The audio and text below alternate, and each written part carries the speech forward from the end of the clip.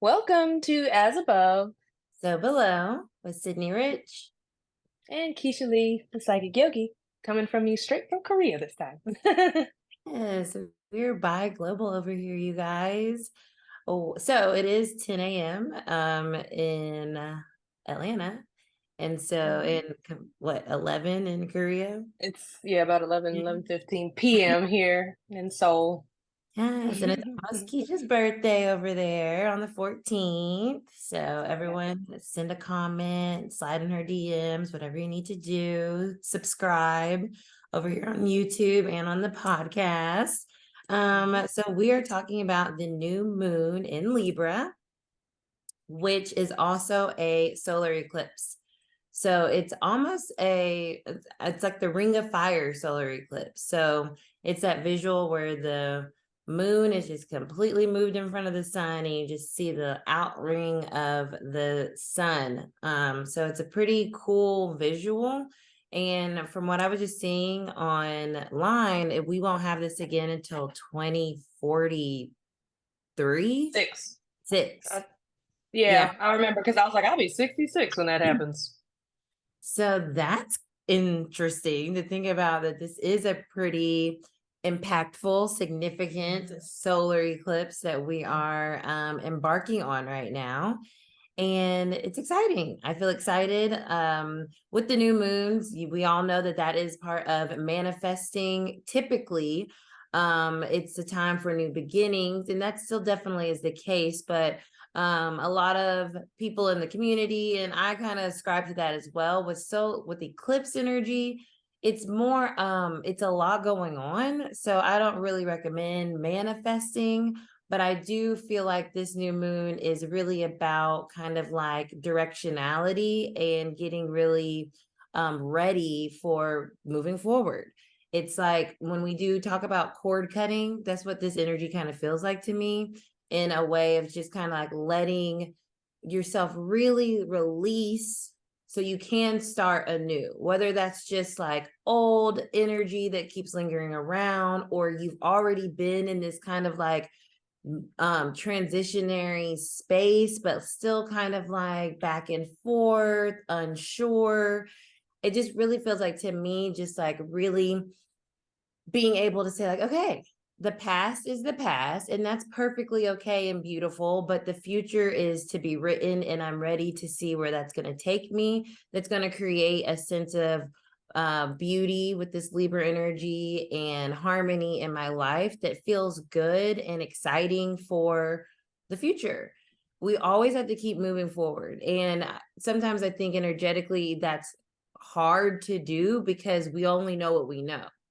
And the eclipse energy allows us to really just kind of, I don't know, like it's like a line in the sand type of vibes. It's like this is happening, and that's what I feel with this energy. So, however that's impacting you could feel differently, but it probably feels significant in some shape, form, or another.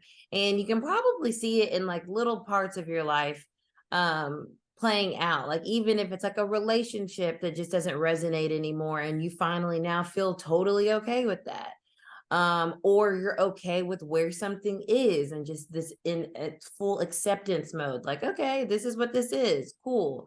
Or just understanding like you have grown, you have changed. We always are talking about doing the work, and when you do the work, change is going to happen. And so I think this is one of those points where you kind of can reflect on that and feel like, okay, wow, like I have grown, I am different, because that's the name of the game. Things are always changing and moving. And so with this new moon, with it being in the cardinal sign of Libra, cardinal energy being very direction oriented, like this is where we're going, this is what we are doing, our path that we are taking. It feels like that. It feels like you can harness that and really put that into action in a way that feels future oriented and less about what has been and more about what will be. So I like what's going on. With it being a new moon though as well, and especially over here with the fall weather like really like sinking in, it feels like a little slow, a little sleepy. So this isn't like, okay, cardinal direction, we're just like, well, we're out of here. It's like air energy, right? It's we're meandering forward, right? We're just floating forward, and we're assessing things, and we're allowing our brain to kind of start to think about how things can be different, how we can interact with things differently. With Libra being an air sign, it is still very mental. It's like a mental clearing energy. So that's the other thing with this eclipse that's been coming up with me, is like this idea of clearing. And that's what I said about cord cutting. It's like the same concept, right? You're clearing something out. You're getting rid of it's a new slate. It's like, okay, like this doesn't stay here anymore. So when I think of this eclipse, it feels like a clearing energy of the past. And so we can move forward with everything that we learned, but also knowing that change is inevitable. And instead of resisting it, we're in that airy energy of kind of like analyzing how that's going to look, and then seeing how the chips are falling and creating that new sense of like balance for us. So that's really all I have with this eclipse, because it feels like a lot of fresh energy. So there's not a lot. I don't feel like pulling from the past. I just don't. I feel like here we are. We're here. I'm in Atlanta. Kisha's in Korea. And that Just go with the flow. Yeah, it just feels very new.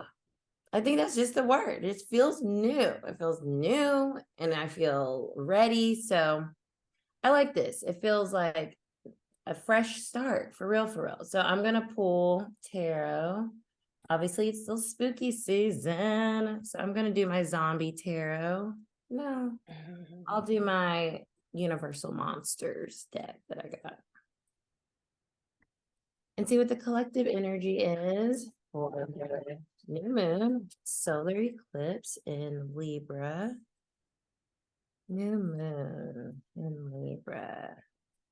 Solar eclipse. But apparently won't be coming back around for a while. So makes sense that it feels like a fresh new start, because clearly it is. And as we know, the moon, the eclipse season is connected to the nodes. And so Aries, that's one thing I did want to say. Aries, North Node, Libra, South Node. So this is an eclipse that is happening in the South Node, right? Because Libra is a South Node and we're in the new moon. It's also ruled by Venus. Libra is, and Venus just moved into Virgo. So that again creates a much more mental way of kind of approaching the energy right now, as it is a Virgo ruled, technically, like new moon, because Venus is ruled by Libra and we're in this Virgo thing. So that's kind of, it's like how you have a chart ruler. It's kind of being ruled by whatever whatever rules that planet that we're in, Libra. Whatever transit it's in, Virgo, has an impact on how the energy is being dispersed with that new moon energy. So it's a very mercurial energy, on top of the fact that Libra is already an air sign. So that really kind of reinforces that feeling of like being in your head more, within that introspective energy of a new moon. Very cerebral. Definitely. All right. Collective energy.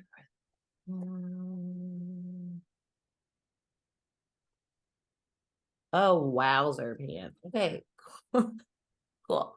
So the bottom of the deck is the world. Literally the end of a cycle. The world is the last major arcana card. This is our environmental energy. So we are completing a cycle. Okay. So that's really awesome that came through. I think I might have gotten this card in Monday mood. Oh, wow. And then we have the Eight of Cups, or the Eight of Crypts in this deck. What's interesting about this is like a urn, and it's broken. And the Eight of Cups is about like leaving something that no longer serves you, that's no longer working, that's no longer viable.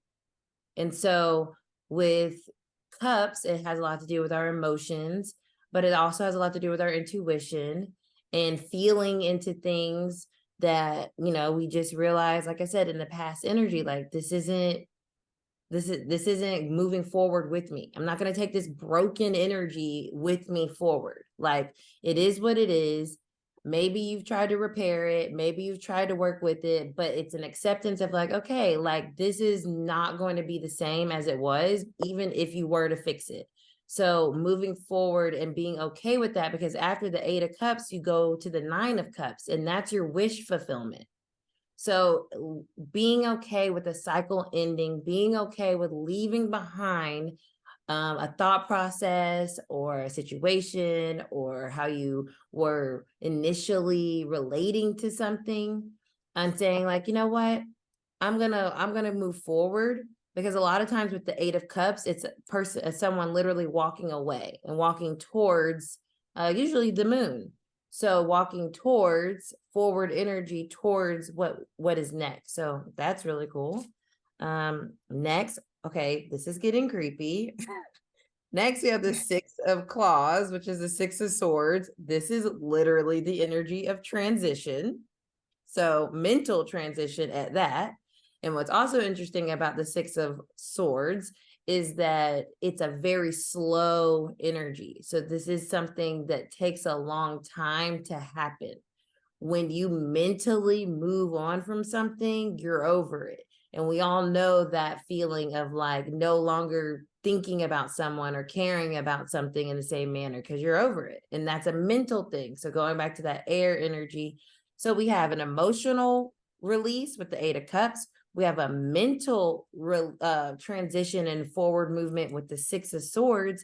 And 6s also speak about harmony and balance as well. So very cool. And our last message, 7 of Pentacles. 7 is a personal energy. So this is about the work. Once again, Pentacles is effort, energy, what you're like actually doing. So it's a timing card. And it's like, now is the time. Now is the time. You put the work in the past, and now is the time to allow yourself to let a cycle end, move forward emotionally, move forward mentally, and get to a place that's more chill, more harmonious, more like that fresh energy. And now with yourself feeling a lot more like assessing like, wow, look at all that work that I did. And now I'm ready for this new cycle to begin. So that was cool. Thanks, Tarot, for helping me. I think it's funny because you were talking about like, oh, this is spooky or scary. I'm like, you picked the zombie deck first of all, but then when you said like 8 of Crypts, I was like, not you got a tarot deck with zombies crypt walking, like they sea walking. I didn't realize crypt meant like Yeah. CRYPT. Yeah, like I'm thinking CRIP, like some crypts. It's like that's an interesting visual. Zombies just crypt walking, you know what I'm saying? Just good night doing anything. That's All right. So let's see. Channeling a collective message through all time and space. Doesn't really matter where I am. So let's see. Ooh, okay. First thing that came up was family matters. So during this eclipse, where things may come up, especially subconscious things or things that are significant in how we have maintained like stagnancy or what's comfortable for us, the norm, status quo, that kind of thing. It feels like as the collective message, those are the things that may be coming up to you or up for you. Things you might also see in your external environment, which if you look at the news, I'm like, yeah, okay, this makes sense. But it feels like family matters might be something that comes up as a head for a lot of people. And I think that has to deal with some of our deeper rooted like relationships, right? Because Libra rules relationships. A lot of us have been conditioned to be a good girl and do this, be a good girl and do this, or kids should be seen and not heard.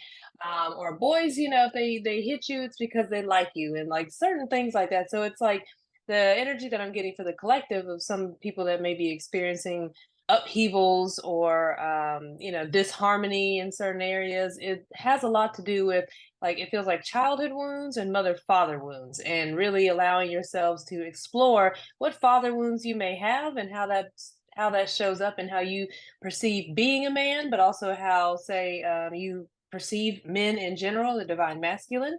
And then also when it comes down to mother wounds, seeing how that affects and impacts, how you show up as a woman or the embodiment of a woman, as well as how you see other women and so forth. Did you have to like earn or do certain things to earn your father's love and affection, your mother's love and affection? Then if they weren't in your life at all, then that has an impact. It has a significance, whether you were, in the foster system, whether you were adopted, whether you had your biological parents, whether you grew up with a silver spoon in your mouth or a single parent home.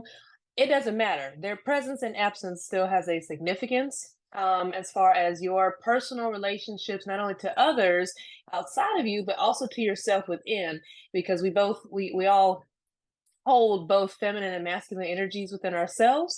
And so to me, it feels like as a collective message, this eclipse might be highlighting those areas of where we may be more like our mothers, more like our fathers than we realize, and maybe not want to own those aspects, as well as other areas where we're like, oh, okay, I am just like my mother, or yeah, I'm just like my father in these areas.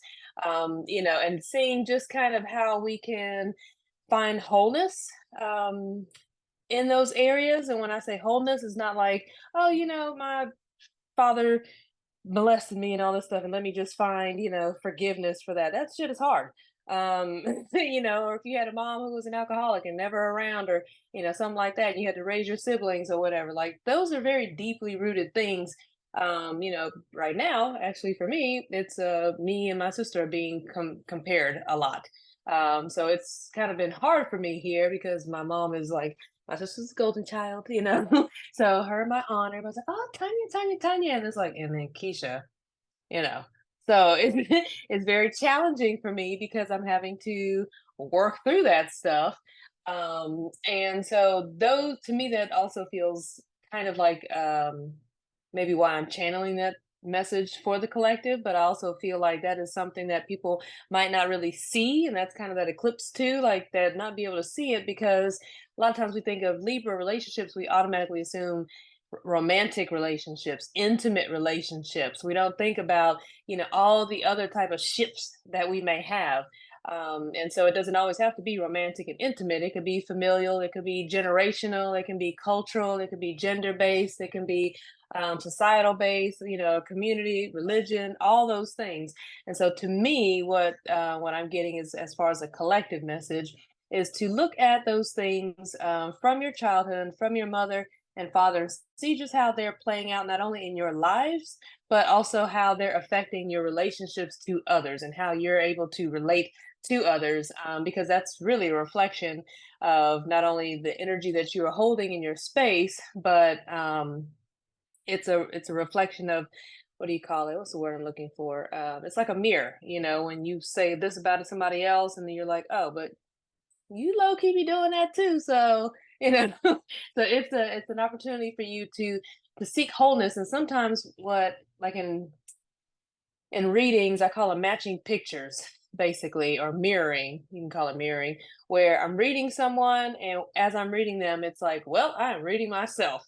But in that space of recognition, it's an opportunity for healing, because you're able to say, oh, okay, it's kind of like they neutralize each other almost. Like if I'm going through something and someone else says, oh, I'm going through something like very similar, and we're like, oh my gosh, me too. So that's like what we call matching pictures or mirroring. And it, one, helps you to know that you're not alone, right, in your struggles or your challenges, whatever. But also, it's an opportunity for those matching pictures, as I call it. I blow them up in roses, but I blow them up so that they kind of neutralize, and that helps you to have not only energetic freedom but also emotional freedom or mental freedom at times.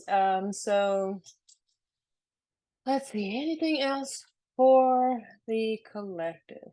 It's interesting because I just saw like this visual of, it almost reminds me of like in grade school where like all the kids are holding hands and, doing like ring around the rosies a little bit. So it's kind of that, like building unity from within. and allowing that to reflect outwardly.